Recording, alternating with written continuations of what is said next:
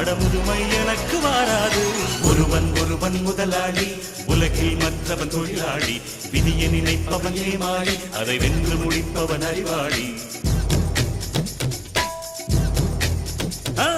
ஒருவன் ஒருவன் முதலாளி, உலகில்